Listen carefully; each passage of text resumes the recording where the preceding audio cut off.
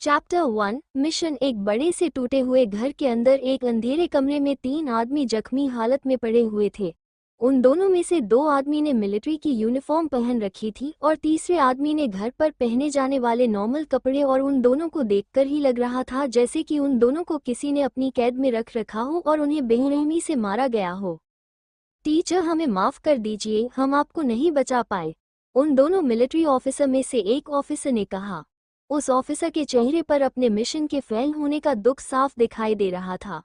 उस ऑफिसर को दुखी देखकर टीचर ने उसे कहा, लेफ्टिनेंट, माफ़ी आपको नहीं बल्कि मुझे मांगनी चाहिए, क्योंकि मेरी वजह से आज आप भी मरने वाले हैं। आप मुझे इन सब चीज़ों के लिए माफ़ कर दीजिए। टीचर और लेफ्टिनेंट अभी आपस में ही बात कर रहे थे, तभी उन्हें उस कमरे कर दरवाजे के खुलने की आवाज़ आती है, जिसे देखकर तीसरा आर्मी ऑफिसर कहता है, मुझे लगता है ये फिर से हमें टॉर्चर करने के लिए आ गए हैं। ये हमें कितना भी दर्द क्यों न दे, लेकिन हम इन्हें कुछ भी नहीं बताएंगे, लेफ्टिनेंट ने गुस्से में कहा। दरवाजे को खोलकर फिर एक पर्सन अंदर आता है। उस पर्सन ने अपने चेहरे को पूरी तरह से एक कपड़े से कवर किया हुआ था, लेकिन उस पर्सन के कपड़े पूरी तरह से काले थे। उस पर्सन ने जिस तरह के कपड़े पहन रखे थे उस तरह के कपड़े आतंकवादी पहना करते थे। क्या तुम लेफ्टिनेंट हो? उस पर्सन ने लेफ्टिनेंट के सामने आकर कहा। लेफ्टिनेंट उस पर्सन की आवाज़ सुनकर हैरान थे, क्योंकि उन्हें यहाँ पर 3 दिन हो गए थे और 3 दिन में उन्हें यहाँ पर ये पहला पर्सन मिला था जो कि हिंदी बोलत था। उस पर्सन की हिंदी इतनी अच्छी नहीं थी, उसकी आवाज़ सुनकर ऐसा लगता था जैसे कि वो इंग्लिश बोलने वाला पर्सन हो लेकिन आज हिंदी बोल रहा हो। हाँ, मैं ही लेफ्टिनेंट हूँ।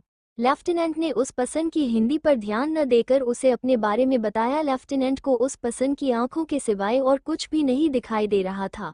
उस पर्सन ने अपने हाथ में भी ग्लव पहन रखे थे। उस पर्सन ने फिर लेफ्टिनेंट ने कहा, मैं यहाँ पर तुम्हें बचाने के लिए आया हूँ, तो अब तुम मेरे साथ चलो, लेकिन बाहर बहुत से आतंकवादी हैं।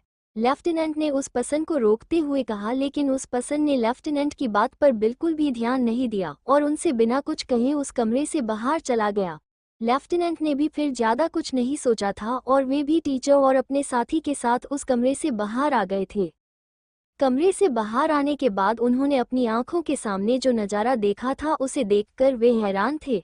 उनके सामने लगभग 5 से भी ज़्यादा आतंकवादी मरे हुए पड़े थे और वहीं उनके सामने वो पर्सन खड़ा हुआ था जो कि अभी अभी कमरे के अंदर से बाहर आया था। लेफ्टिनेंट ने फिर एक आतंकवादी के पास से उसकी गन को उठा लिया था और उस पर्सन की मदद करने के लिए उसके पास चले गए थे।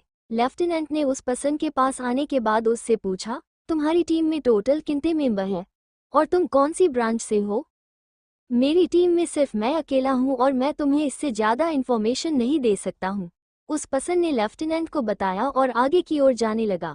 उस पर्सन की बात सुनने के बाद लेफ्टिनेंट के चेहरे पर हैरानी साफ दिखाई दे रही थी। लेफ्टिनेंट को उस पर्सन की बात पर यकीन नहीं हो रहा था, क्योंकि कोई अकेला इंसान आतंकवादियों के बेस में अकेला नहीं घुस सकता था और लेफ्टिनेंट के सामने बहुत से आतंकवादियों की लाशें पड़ी हुई थी, जिन्हें देखकर तो कोई भी नहीं कह सकता था कि ये किसी अकेले इंसान का काम है। उस पर्सन के पीछे पीछे लेफ्टिनेंट, टीचर और तीसरा मिलिट्री ऑफिसर चल रहा था। कुछ कदम चलने के बाद राइट साइड की तरफ एक रास्ता दिखाई देता है, लेकिन उस रास्ते से उन्हें कुछ आतंकवादियों की आवाज़ आती है। उन आतंकवादियों की आवाज़ को सुनकर लेफ्टिनेंट ने अपनी गन को ऊपर उठाते हुए कहा, मुझे लगता है अब तुम्हें मेरी ज़रूरत पड़ने वाली है, क्योंकि तुम अकेले इतने सारे आतंकवादियों को नहीं मार सकते हो। नहीं, तुम गन नहीं चला सकते हो। जब तक मैं तुम्हें न कहूँ तब तक तुम्हें गन नहीं चलानी है, उस पर्सन ने लेफ्टिनेंट को रोकते हुए कहा और अपनी गन को आगे करके सामने की तरफ भागना शुरू कर दिया था। उस पर्सन को सामने की तरफ भागते देख लेफ्टिनेंट की आंखें बड़ी हो गई थी और वो उसे रोकना चाहते थे, लेकिन उनके मुंह से एक भी शब्द नहीं निकल रहा था। उस पर्सन ने सामने की तरफ भागते हुए अपने आप को पीछे की तरफ धकेल कर नीचे गिरा और अपने आप को स्लिप करते हुए उस राइट साइड के रास्ते के सामने आया और अंधाधुंध गोली चलाना शुरू कर दिया था। उस पर्सन की गुंड में जितनी भी गोली थी उसने वो सारी ही सामने की तरफ चला दी थी और फिर उठकर वो उस रास्ते में आगे चला गया था। उस पर्सन को इस तरह आगे जाते देख लेफ्टिनेंट इतने ज़्यादा हैरान हो गए थे कि हैरानी की वजह से उनका मुंह भी खुला रह गया था। लेफ्टिनेंट ने फिर अपने मन में कहा, ये कोई इंसान नहीं हो सकता है, ये तो मॉन्स्टर है, क्योंकि मैं भी एक मिलिट्री का ऑफिसर, लेकिन फिर भी मैं इस तरह फाइट नहीं कर सकता हूँ। लेफ्टिनेंट के सामने 4 आतंकवादी की लाश पड़ी हुई थी और उन लाशों से होकर वो पर्सन आगे की ओर जा रहा था। उस पर्सन के गन में सिलेंसर लगा हुआ था, जिस वजह से किसी भी आतंकवादी को गोली चलने की आवाज नहीं आई थी। लेफ्टिनेंट फिर अपने साथ और टीचर के साथ उस पर्सन के पीछे पीछे जाने लगते हैं। उस पर्सन का ध्यान लेफ्टिनेंट के ऊपर बिल्कुल भी नहीं था, जैसे कि लेफ्टिनेंट उसके लिए सिर्फ किसी बोझ की तरह काम कर रहे हों, और ये बात लेफ्टिनेंट को भी महसूस हो रही थी। ये पर्सन हमारे ऊपर बिल्कुल भी ध्यान नहीं दे रहा है, बल्कि ये तो ऐसा दिखा रहा है जैसे कि हमारी वजह से इसकी स्पीड स्लो हो गई हो। लेफ्टिनेंट ने अपने मन में गुस्से से कहा और वे तेजी से उस पर्सन के पास चले गए। वो पर्सन और लेफ्टिनेंट अब उस बिल्डिंग से बाहर आ गए थे, लेकिन वो पर्सन के दीवार के पीछे ही रुक गया था और उसने वहां पर लेफ्टिनेंट को भी रोकते हुए कहा, अभी हम आगे नहीं जा सकते हैं, हमें यहाँ पर रुकना होगा। उस पर्सन की बात सुनकर लेफ्टिनेंट उस दीवार से छिपकर आगे देखते हैं, लेकिन उन्हें कोई भी नहीं दिखता है, जिस वजह से वे कंफ्यूज हो जाते हैं और उन्होंने कंफ्यूजन में उस पर्सन से पूछा, क्या हुआ, तुम आगे क्यों नहीं जा रहे हो? आगे तो कोई भी नहीं है, हम यहाँ से बड़ी आसानी से निकल सकते हैं। पहले एक बार पीछे देखो, उस पर्सन ने पीछे की तरफ इशारा करते हुए कहा, और उस पर्सन की बात सुनकर लेफ्टिनेंट ने पीछे देखा और उन्हें पीछे अपने साथी और टीचर दिखाई दिए, जो कि बहुत थके हुए थे और थकान की वजह से वे ठीक से चल भी नहीं पा रहे थे। उन दोनों को देखकर लेफ्टिनेंट ने अपने मन में गिल्टी फील करते हुए कहा, मैं इन दोनों को कैसे भूल सकता हूँ, जबकि मेरा मिशन ही टीचर को बचाना था और मैं अपनी एक्साइटमेंट में अपने साथी को भी पीछे ही भूल गया था। लेकिन ये पर्सन सभी चीजों पर ध्यान दे रहा है और इसे पता है कि जिस तरह से इन दोनों की हालत है, ये उस तरह से ज्यादा देर तक नहीं चल सकते हैं, जिस वजह से यहाँ पर रुका है। मैं इस पर्सन के बारे में गलत था, ये हमारे ऊपर ध्यान दे रहा है और हमारी वजह से ही इसकी स्पीड स्लो हो गई है, वरना अभी तक तो ये यहाँ से चला भी जाता। पर ये पर्सन यहाँ पर करने के लिए क्या आया है? लेफ्टिनेंट ने उस पर्सन को देखते हुए अपने मन में सोचा, तुम यहाँ पर क्या करने के लिए आए हो? लेफ्टिनेंट ने उस पर्सन से पूछा। मैंने बताया तो था कि मैं यहाँ पर तुम्हें बचाने के लिए आया हूँ। उस पर्सन ने लेफ्टिनेंट को सीधा जवाब दिया। हाँ, मैं जानता हूँ, लेकिन मेरे कहने का मतलब ये है कि तुम मुझे बचाने के लिए क्यों आए हो? लेफ्टिनेंट ने फिर से सवाल पूछा। क्योंकि ये मेरा मिशन है। उस पर्सन ने लेफ्टिनेंट को सिर्फ इतना ही जवाब दिया। उस पर्सन का जवाब सुनकर लेफ्टिनेंट हैरान हो गए थे, क्योंकि वे भी यहाँ पर किसी को बचाने के मिशन के लिए ही आए थे, लेकिन वे अपने मिशन में फेल हो गए थे। और अगर कोई ऑफिसर अपने मिशन में फेल हो जाता है तो उसे भुला दिया जाता है, और ये बात लेफ्टिनेंट को पहले ही बताई गई थी, इस वजह से तो उन्होंने सोच लिया था कि अब वे यहाँ से कभी नहीं जा पाएंगे। लेफ्टिनेंट ने फिर उस पर्सन से पूछा, क्या तुम मुझे बता सकते हो कि तुम्हें किसने ये मिशन दिया है? अब हमें आगे जाना है। उस पर्सन ने लेफ्टिनेंट की बात का जवाब न देकर कहा, और इतना कहकर वो आगे चल दिया और लेफ्टिनेंट भी टीचर और अपने ऑफिसर के साथ उसके पीछे चल दिए थे। उन सभी के कुछ दूर चलने के बाद वे सभी उस बिल्डिंग से थोड़ी दूर आ गए थे और वहां पर एक आर्मी जीप खड़ी हुई थी, जिसके अंदर 5 आर्मी ऑफिसर बैठे हुए थे। वे सभी आर्मी ऑफिसर जैसे ही लेफ्टिनेंट को अपनी तरफ आते हुए देखते हैं तो वे बहुत खुश हो जाते हैं और सभी जीप में से उतरकर लेफ्टिनेंट के पास आ जाते हैं। लेफ्टिनेंट भी अपने सभी साथियों को देखकर बहुत ज्यादा खुश थे, लेकिन उनके चेहरे पर हैरानी भी साफ दिखाई दे रही थी, क्योंकि जहां तक उन्हें पता था तो उनकी पूरी टीम को पकड़ लिया गया था, लेकिन उनकी टीम तो उनके सामने ही खड़ी हुई थी। लेफ्टिनेंट ने फिर अपनी टीम के ऑफिसर से कहा, क्या तुम सभी को आतंकवादियों ने नहीं पकड़ा था? हम सभी को तो उन आतंकवादियों ने पकड़ लिया था, लेकिन तभी वहां पर इस पर्सन ने आकर सभी आतंकवादियों को मार दिया और हमें बचा लिया और कहा कि हम इस जगह पर जीप के साथ इंतजार करें, ये आपको भी लेकर आएगा। एक मिलिट्री ऑफिसर ने आगे आकर उस पर्सन की तरफ इशारा करते हुए कहा। अपने सभी ऑफिसर को सही सलामत देखकर लेफ्टिनेंट खुश तो थे, लेकिन उनके पास खुशी बनाने का समय नहीं था, क्योंकि वे सभी भी आतंकवादियों के बेस में ही थे और उन्हें वहां से जल्द ही निकलना था। लेफ्टिनेंट ने फिर उस पर्सन से हाथ मिलाने के लिए अपना हाथ आगे करके कहा, मैं लेफ्टिनेंट अधिराज त्रिपाठी आज तुम्हारे ऐसा न तले दब गया हूँ। तुम्हें जब भी मेरी जरूरत पड़ेगी तुम मेरे पास आ सकते हो, मैं तुम्हारे लिए अपनी जान भी दे दूंगा। तुम्हें ये सब करने की जरूरत नहीं है, ये मेरा मिशन था। उस पर्सन ने लेफ्टिनेंट से कहा। लेफ्टिनेंट का हाथ अभी भी आगे था, लेकिन उस पर्सन ने लेफ्टिनेंट के साथ हाथ नहीं मिलाया था। लेफ्टिनेंट जब देखते हैं कि वो पर्सन उनके साथ हाथ नहीं मिला रहा है तो उन्होंने उस पर्सन से कहा, मैं जानता हूँ कि तुम अपन मिशन पर हो, लेकिन अब मिशन पूरा हो गया है और तुमने मेरी जान भी बचाई है, जिस वजह से मैं तुम्हारे इस एहसान को कभी नहीं भूल पाऊंगा। और हाँ, अब मैं ज़्यादा देर तक अपने हाथ को इस तरह नहीं कर सकता हूँ। जल्दी से मुझसे हाथ मिला लो, फिर हमें यहाँ से निकलना भी है। लेफ्टिनेंट की बात सुनने के बाद उस पर्सन ने लेफ्टिनेंट के साथ अभी भी हाथ नहीं मिलाया था, बल्कि उसने तो लेफ्टिनेंट की तरफ अपनी गन पॉइंट कर ली थी, जिस वजह से सभी हैरान हो गए थे। उस पर्सन ने लेफ्टिनेंट की तरफ अपनी गन पॉइंट क्यों करी थी? क्या वो पर्सन लेफ्टिनेंट को मार देगा? लेकिन अगर उसे लेफ्टिनेंट को मारना ही था तो उसने उन्हें बचाया क्यों था? इन सारे सवालों के जवाब जानने के लिए पढ़ते रहिए। चैप्टर 2। क्लास का पहला दिन। लेफ्टिनेंट, उनका साथी और टीचर को आतंकवादियों ने एक अंधेर कमरे में बंद कर रखा था और तभी वहां पर एक पर्सन आता है जिसने अपने चेहरे को कपड़े से कवर कर रखा था। उस पर्सन ने उन तीनों को बचाकर उस टूटे हुए घर से बाहर निकाल दिया था और उन्हें उनकी टीम के पास पहुंचा दिया था। लेफ्टिनेंट, टीचर और उनकी पूरी टीम इस वक्त उन आतंकवादियों के उस टूटे हुए घर के पीछे ही खड़े हुए थे और उन सभी के पास वही मिस्टीरियस पर्सन खड़ा हुआ था। लेफ्टिनेंट ने उस पर्सन के साथ हाथ मिलाने के लिए अपने हाथ को आगे बढ़ाते हुए कहा, मैं लेफ्टिनेंट अधिराज त्रिपाठी आज तुम्हारे एहसान तले दब गया हूँ। मैं तुम्हारे इस एहसान का बदला कभी नहीं उतार सकूंगा। अगर तुम्हें कभी भी मेरी जरूरत पड़ेगी तो मैं तुम्हारी मदद जरूर करूंगा।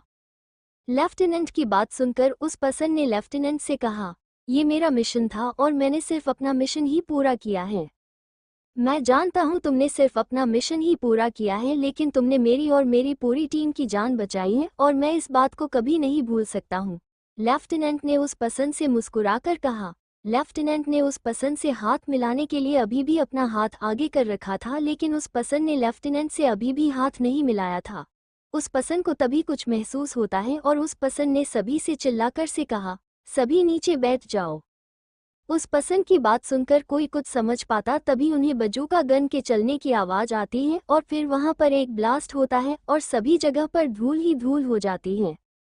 लेफ्टिनेंट, जिन्हें कि कुछ भी समझ में नहीं आया था, लेकिन वे उस ब्लास्ट में बच गए थे। लेफ्टिनेंट के कान सुन हो गए थे, वो कुछ समझ भी नहीं पा रहे थे कि उन्हें क्या करना चाहिए। तभी लेफ्टिनेंट अपनी टीम के बारे में याद करते हुए उन्हें देखने लगते हैं और फिर जब धीरे धीरे करके धूल हटती है तो लेफ्टिनेंट को अपनी टीम अपने सामने जीप के पीछे दिखाई देते हैं, जो कि बिल्कुल सही सलामत थे। तुम सब ठीक तो हो ना? लेफ्टिनेंट ने अपनी टीम से पूछा। लेफ्टिनेंट की बात सुनकर उनकी टीम के एक सोल्जर ने उन्हें कहा, लेफ्टिनेंट, हम सब बिल्कुल ठीक हैं और ये सब उसी पर्सन की वजह से हुआ है, क्योंकि अगर वो नहीं होता तो आज हम मारे जाते। उस पर्सन ने जैसे ही हमें नीचे बैठने के लिए कहा तो हम नीचे बैठ गए थे, जिस वजह से हम बच गए। अपनी टीम के सोल्जर की बात सुनकर लेफ्टिनेंट को उस पर्सन के बारे में याद आते हैं और उन्होंने अपने आसपास उस पर्सन को ढूंढते हुए कहा, वो पर्सन कहाँ पर है? क्या वो ठीक है? लेफ्टिनेंट को फिर वो पर्सन एक बड़े से पत्थर के पीछे दिख भी गया था, जो कि सामने की तरफ किसी पर गोलियां चला रहा था। और जब लेफ्टिनेंट सामने की तरफ देखता है तो वो पर्सन आगे की तरफ आतंकवादियों पर गोलियां चला रहा था। उस पर्सन को इतनी जल्दी रिएक्ट करते देख लेफ्टिनेंट के चेहरे पर हैरानी थी और उन्होंने अपने आप से कहा, जहां हम सब कुछ समझ भी नहीं पा रहे हैं, वहीं उस पर्सन ने इतनी जल्दी रिएक्ट करके आतंकवादियों पर गोलियां चलानी भी शुरू कर दी हैं। लेफ्टिनेंट उस पर्सन के बारे में ये सब सोच ही रहे थे कि तभी वे ध्यान से देखते हैं कि उस पर्सन के चेहरे पर से उसका कपड़ा भी हट गया था और अब उसका चेहरा भी साफ दिखाई दे रहा था। उस पर्सन के सिर के ऊपर चोट लग रही थी, जिसके अंदर खून निकल रहा था और वो खून उसके चेहरे के ऊपर आ रहा था, जिस वजह से उस पर्सन का चेहरा पूरी तरह खून में लाल हो रहा था।